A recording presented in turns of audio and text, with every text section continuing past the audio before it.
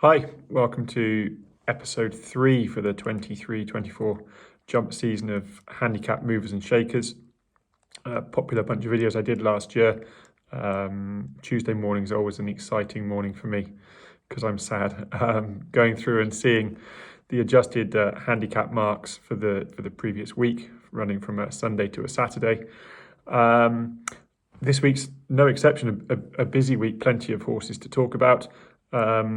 So I'll break it down into the usual sections, going up, going down, non-movers and normally new entries as well. There was only one new entry this week, but he's a novice with the mark and he's not going to go into handicap company anytime soon, so we'll save him for another day. So we'll get straight on with it and start with the horses going up in the handicap. So all the way back now to the previous Sunday, there was a good meeting at Kempton, and the mare Arclight jumped really well, bar the last fence at Kempton. 2 mile 2 handicap chase, was a really emphatic winner. She's got an £8 rise for that, now up to a mark of 124. That's a fair rise, but I think it's absolutely deserved every pound of it. She was by some way the best. She is perhaps a bit ground dependent and also on her form. Her best form has come at Kempton, so good ground in Kempton seem that they might be important ingredients into the mix of getting this mare to perform at her best. But that was 2 mile 2 and she stayed really well. Just looking at the racing programme, and there's the Mares Challenger Series. There's a race on the 11th of November, I think it was, the 13th of November, back at Kempton over 2 mile 4, 0 to 125. So she'd get in there off 124, back against her own sex, might just help alleviate some of the sort of rise of that £8. I thought that might be where they might look to go with her. I think £8 isn't unfair. I think she is perhaps a little bit difficult to catch right, but against her own sex, that would certainly interest me a little bit more if she went back into open company away from Kempton or on slightly more testing winter ground. She'd one I'd leave alone for the moment. Also on the same card over the same trip, Corrigeen Rock got up in the dying strides to win an impressive handicap chase. That was off a mark of 132. He's got up £7 now to a mark of 139. Now, I thought that was probably hard enough. I think he's going to struggle to win, given the same set of circumstances again over that sort of trip. But he did stay on well, and interestingly, that was the first time he'd won where he hadn't dictated things. Did dictate early, then got taken on, and Derek Fox was able to get him to settle, and then he got to the front turning in, got out-battled again, and then found a bit more up the home straight to win again. So it's perhaps made him a bit more adaptable in terms of riding style. And the yard have got a very good claimer in Patrick Wadge, who's ridden him to victory before. I think they'll probably have to utilise that now. I think he would stay a little bit further. They tried it once, but he unseated early on. He's not tried it since. 2 mile 4 might just unlock a bit more improvement, in which case with Patrick Wadge on claiming, maybe that mark of 139 can still be worked. But again, he's one that I think is probably getting towards the top of his limit now. Also at Kempton, in that intermediate hurdle, Rubaud was a really impressive winner of that front-running ride from Harry Cobden, timed it to perfection, set his own fractions. He's gone up now £9 to a mark of 150. I think that almost certainly takes handicaps out of the equation. Not really because a mark of 150 can't be worked in handicaps, because we've seen that it can be, but he's got to go right-handed, and I was just struggling off the top of my head to think of a sort of right-handed track with a handicap that would be worth them going to. So I think they'll go into open grade now. I think they'll look to the elite hurdle at Wincanton, possibly the Christmas hurdle at Kempton. If Constitution Hill comes, it's going to scare a lot off, and I think Paul Nicholls isn't afraid to pick up prize money as and when he can, and positions his horses really well. Runner-up in that race was Too Friendly. Now, he wasn't really well served by the weights. He was well served by the weights with the winner, Rubaud, but the third and the fourth, he wasn't well served at the weights with them. He's gone up £2 to a mark of 140. I think he looks like an improving horse since moving to James Owen from Dan Skelton.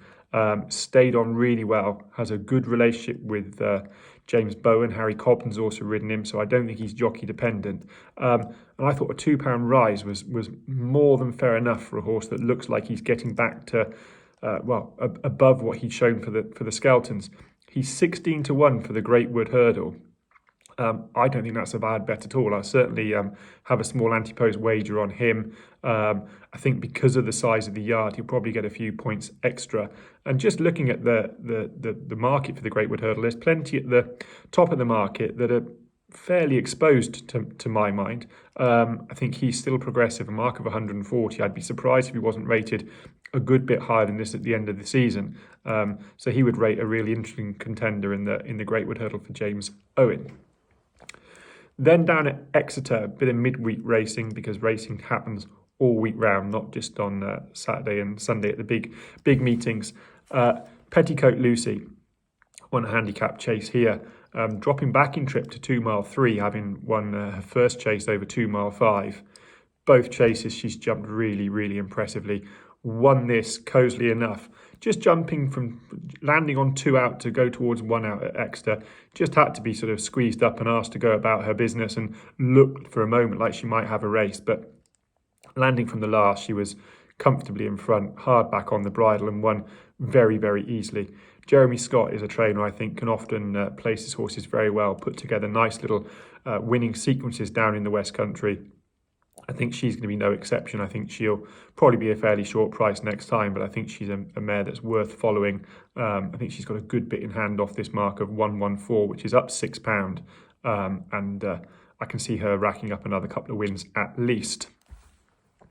Then jumping ahead to Friday at Cheltenham, the showcase meeting.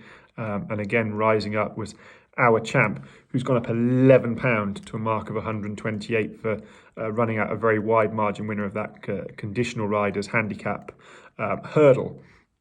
Just to put that into context, Black Poppy, who was runner-up about 8 lengths back, has gone up £1.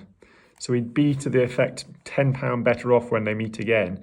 I think that's going to make things tough for Our Champ. But then you have to factor in that Freddie Gordon, who rode him really well in the conditionals race, is only able to claim £3 against his fellow conditionals, whereas if they went back into open company, he would claim £7. So that might just, of the £11, he could effectively be £6 taken off that, so a £5 rise. Well, if it's a £5 rise, that's more than workable in my book. I think he's a horse that can still move forward. And if he's placed right, Chris Gordon is becoming a very, very shrewd trainer and a growing operation. My initial thought was £11 was going to stop him in his tracks. Second thought, they might just be able to work this yet. And he's perhaps a horse that's still of interest. The runner-up Black Poppy, as I said, has gone up £1 now to 130. I think he's starting to get to his limit.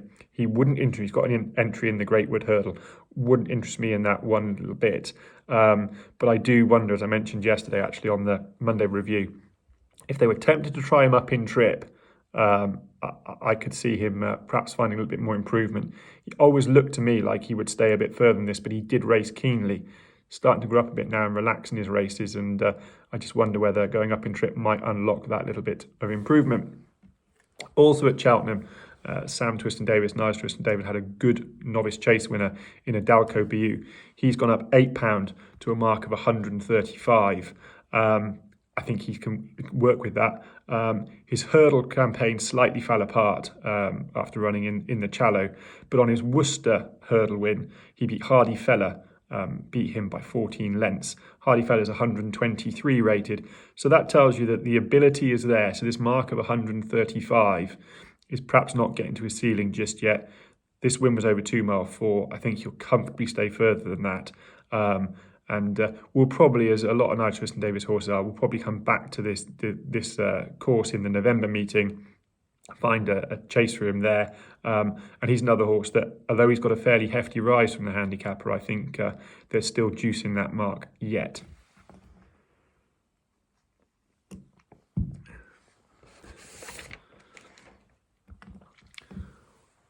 Also at Cheltenham, winning a novice hurdle was Lookaway, second season novice.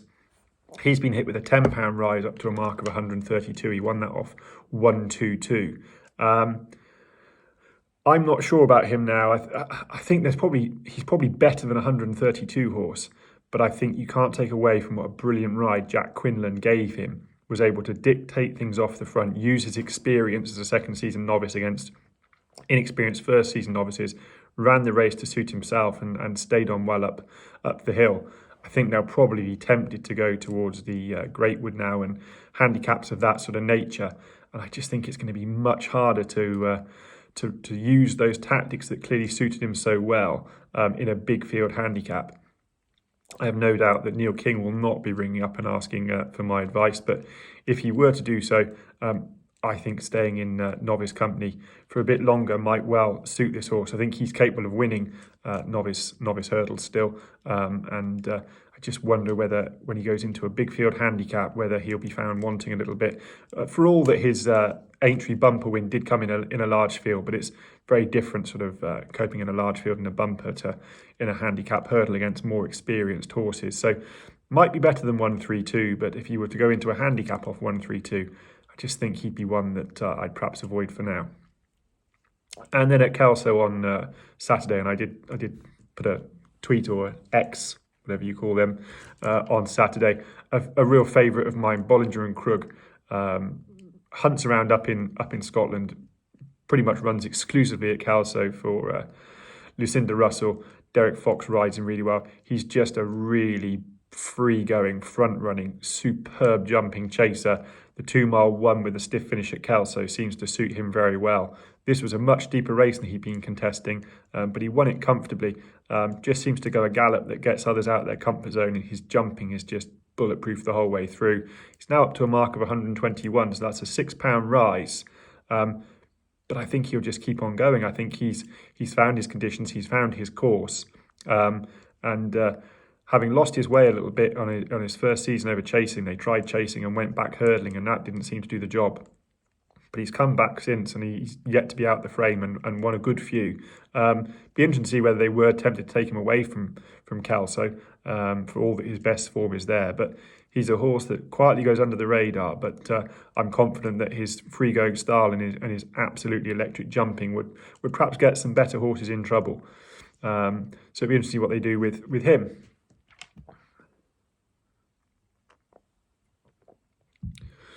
Moving on now to horses coming down the handicap. And this is perhaps the slightly more important ones in some ways.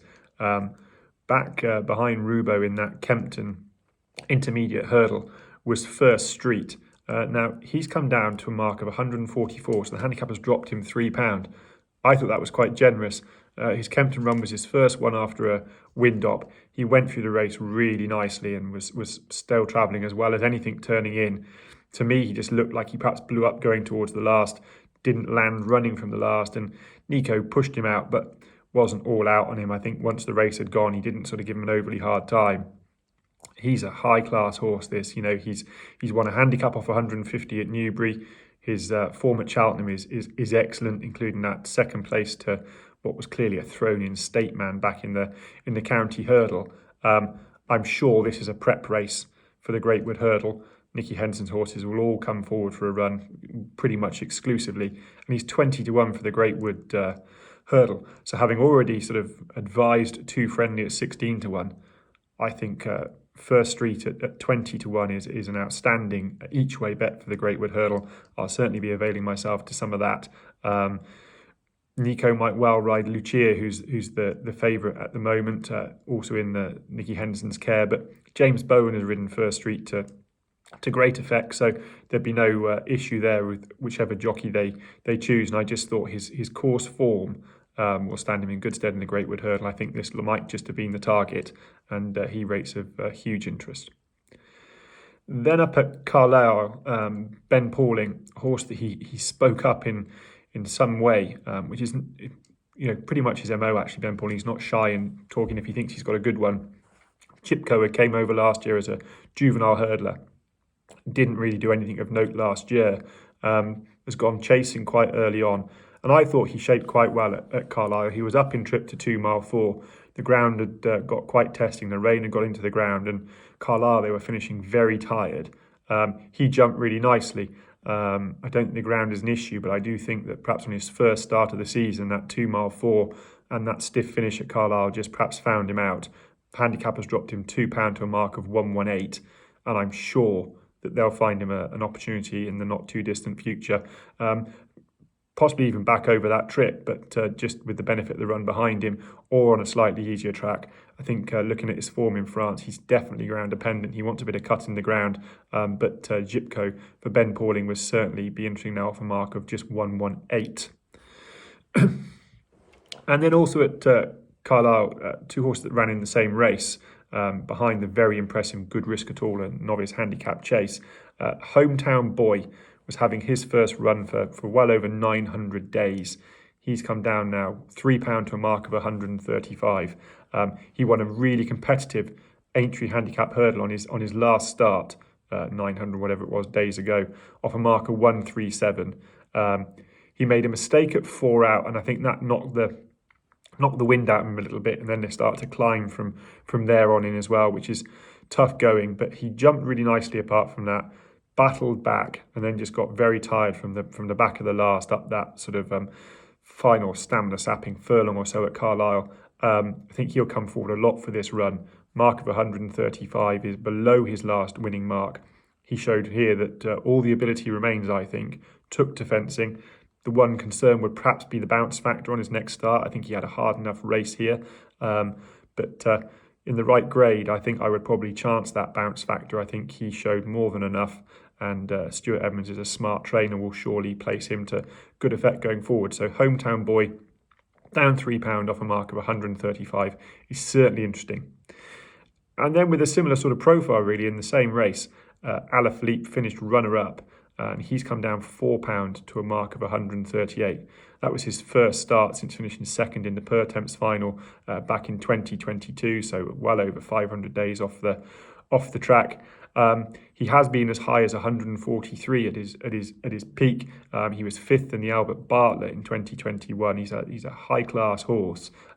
He jumped really well, got outpaced over this 2 mile 4 trip going down the back straight, but stayed on really nicely up the run in. Was closing all the way to the line. He's sure to come forward fitness wise for this. I think he certainly wants 3 miles and a bit of soft ground. So Alaphlippe down £4 to a mark of 138 would appear to me to be on a mark that he can capitalise off.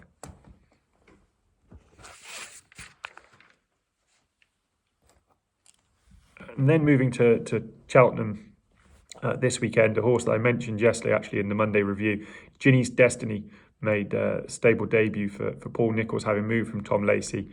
I'd actually ventured on Friday that I thought the ground would be too lively for Ginny's Destiny over this trip, and I think that proved to be the case. He also ran quite keen, but to my eye, he put in the best round of jumping in that novice handicap chase. He looked like an old pro.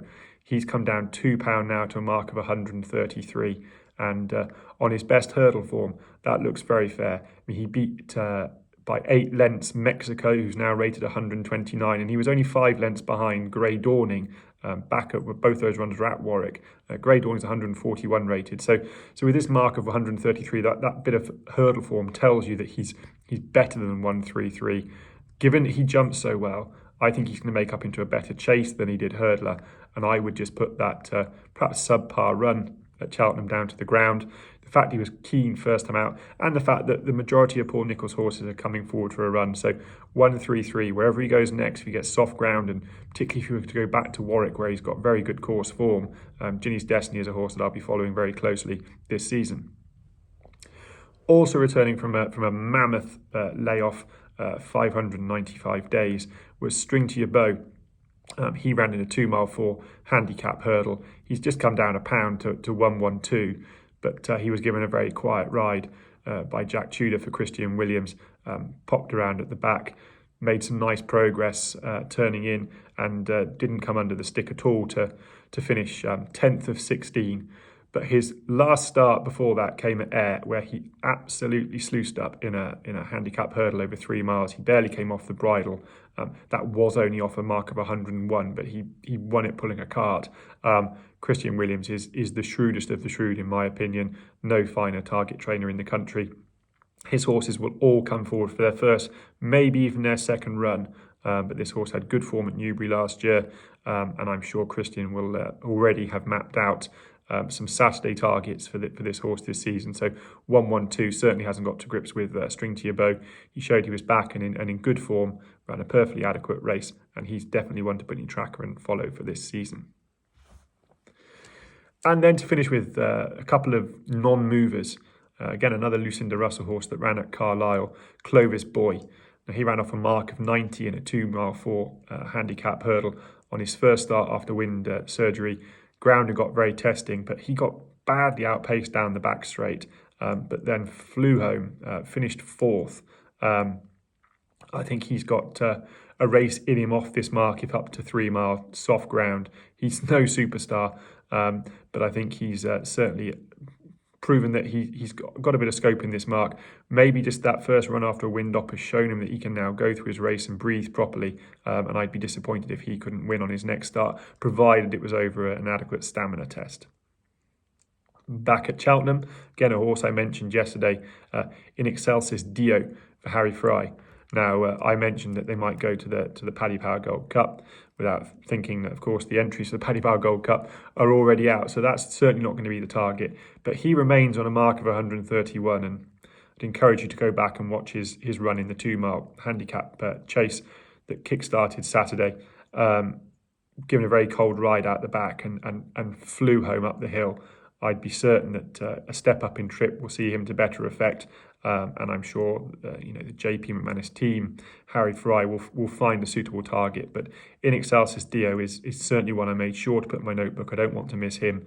I think if he goes up in trip, mark of 131 underestimates him. And then an interesting sort of fallout from the Matterson hurdle. Really, it's not often you win a race at the Cheltenham meetings and don't go up in the handicap, but that's exactly what's happened to Blueking D'Oroux, Paul Nicholls, Harry Cobden.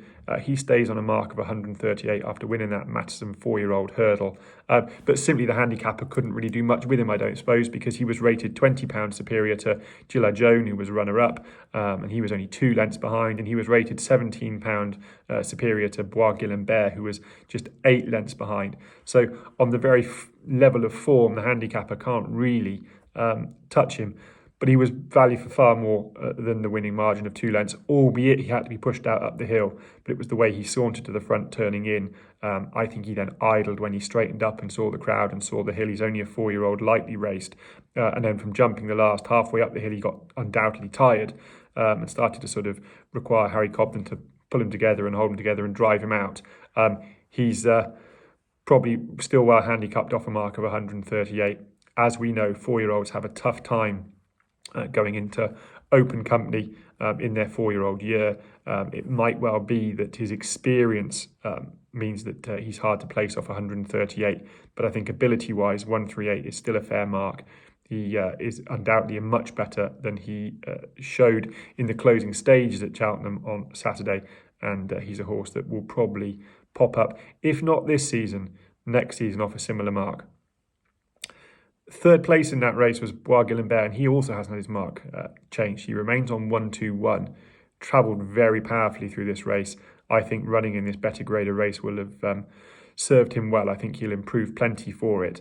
And if they were to stay up in Scotland now and pop away up there, I think a mark of 121 in a handicap where they might go a bit quicker, which might help him settle. Bois Guillbert is a horse, again, for Lucinda Russell that remains capable of winning. So that is handicap movers and shakers. If you've spotted anything this last week that you think is well handicapped or severely handicapped, let me know in the comments. We can have a discussion about that.